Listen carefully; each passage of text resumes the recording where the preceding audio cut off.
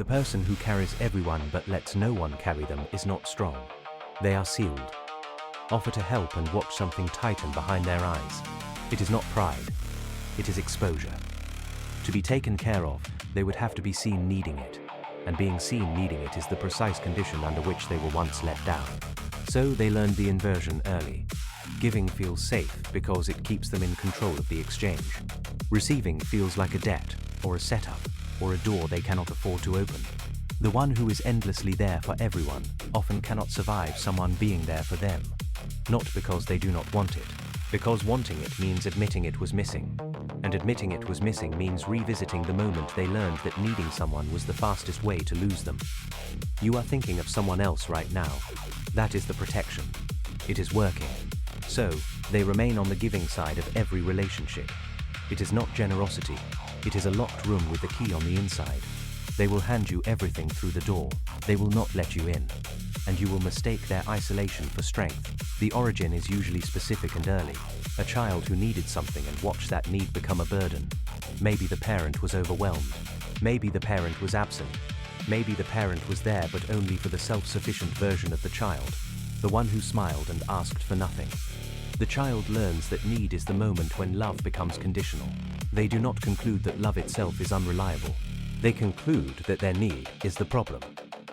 The solution is to eliminate the need, not the need for love, the need that makes love visible. This is not a decision, it is a calibration. The nervous system learns before language. The body remembers that vulnerability preceded abandonment, even if the abandonment was mild, even if it was only distraction, even if the parent would insist they did their best. The child does not measure intention, the child measures outcome. The need was present. The response was insufficient. The need became dangerous. The evolutionary logic is sound. A child who cannot secure care learns to secure safety through other means. Self-sufficiency is the backup system. It is not optimal. It is survival. The organism does not optimize for happiness. It optimizes for predictability. Better to depend on yourself and know the outcome than to depend on another and risk the unknown.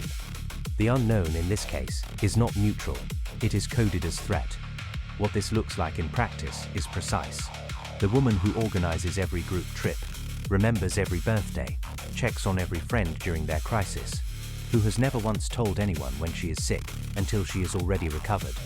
The man who stays late to fix his colleague's presentation, who mentors everyone below him, who has not taken a sick day in 5 years, and who sat in an emergency room alone at 3 in the morning rather than call anyone. The person who receives a gift and immediately begins planning the return gift, who cannot experience receiving as receiving, who must convert it into exchange before the discomfort becomes unbearable. The discomfort has a specific texture. It is not guilt exactly. It is a kind of panic. Being cared for feels like standing in an open field. There is no cover. The care is a question they do not know how to answer. What do you want from me? When will this cost me? How will I pay this back? The questions are not conscious. They are somatic.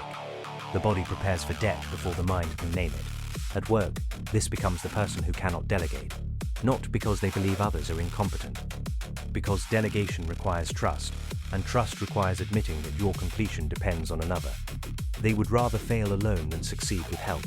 Failure alone is familiar. Success with help would mean they were not self-sufficient, and that would mean the entire architecture of their safety is built on something else. Something they have spent decades not naming. You have already applied this to 3 other people. That is the mechanism protecting itself. The intelligent person's version is the most deceptive. They have read about boundaries. They know the language of attachment styles. They can explain their pattern with precision. They say they are working on receiving. They say they are learning to be vulnerable. They say the right things. What they do not do is change. The vocabulary becomes part of the defense. Now they have sophisticated reasons for the same behaviors. They are not avoiding need. They are honoring their process. The intelligence serves the pattern. The self-awareness becomes another door they hand things through. The high achievers version is visible in the collapse that follows success. They reach the milestone alone, as planned, and feel nothing. The success was supposed to be the proof that they did not need anyone. But the success is empty because no one shared it. and they cannot share it now because sharing would require the very need they have eliminated. So they set a new milestone. The pattern repeats. Each achievement is a defense against the previous emptiness. The emptiness accumulates. The person who has been to therapy and uses the vocabulary most fluently is often the most trapped. They can describe the locked room in detail. They know why the key is on the inside. They have named the childhood moment. Naming it has not opened the door. Naming it has given them the illusion of progress without the risk of change. They are not better. They are more articulate about why they are not better. This is not nothing. It is also not the thing itself. From outside the mechanism, what is most striking is not how often it fails people. It is how reliably it protects them from finding out. I have no stake in whether you change. That is not contempt. It is the only position from which I can see you clearly. I have watched thousands of accounts describe this pattern. The ones who change are rare. The ones who describe it beautifully and continue it are common. The describing becomes its own form of care. They care for you with their insight. They do not let you care for them. The cost is not loneliness. Loneliness is too simple. The cost is relational depth. They have many connections and few relationships. The connections are maintained through their function. They are useful. They are reliable. They are present. What they are not is known. The people who love them do not know them. They know the version that needs nothing. Over years, this creates a specific grief. The grief of being surrounded by people who love a performance. The performance is not false exactly. It is partial. But the partial becomes the whole. The person inside the locked room forgets which part is real. They become the performance because the performance is what has been rewarded. The self that needed something was rejected. The self that gave everything was accepted. The math is not complicated. Late in life, if they recognize it, the recognition comes with a particular cruelty. They see that their strength was a response to deprivation. They see that their generosity was a defense. They see that the people who loved them were loving a construction.